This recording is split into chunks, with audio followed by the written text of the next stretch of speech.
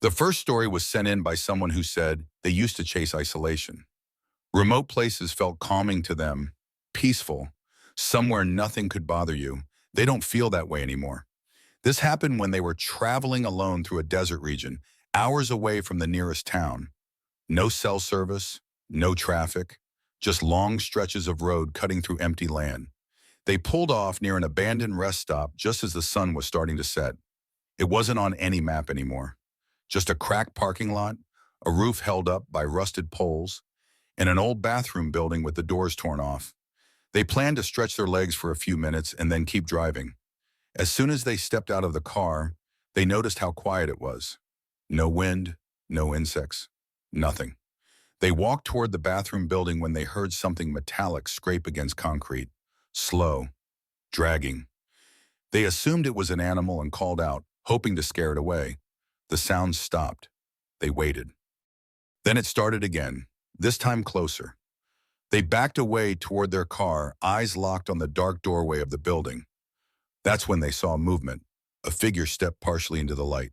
Not fully, just enough for them to see legs.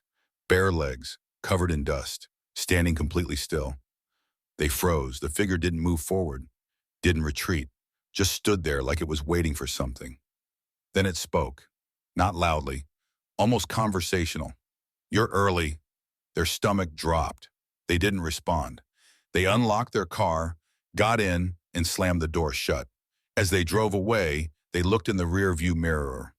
The figure was standing in the middle of the road now, watching them leave. They didn't stop driving until they reached a town well after midnight. Later, they searched the area online.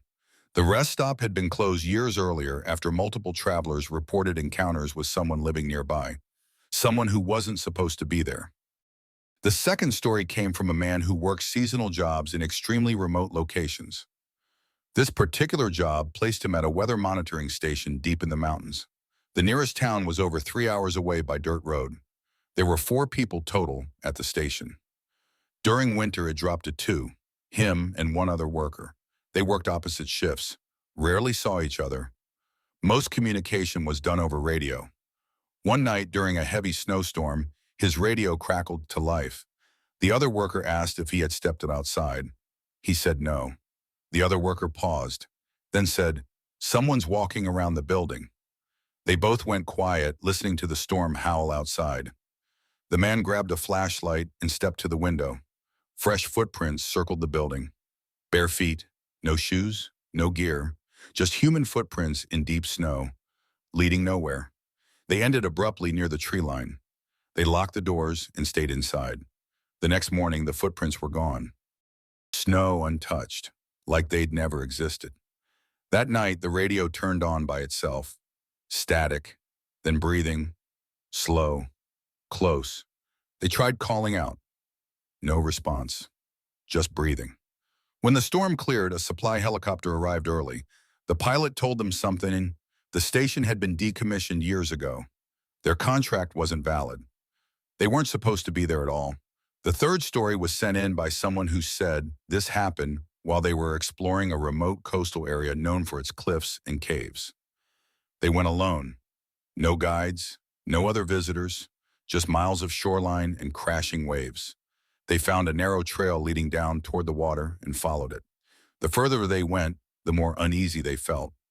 Not scared, just watched. They reached a small cove surrounded by rock walls. Tide was low. Several caves were visible.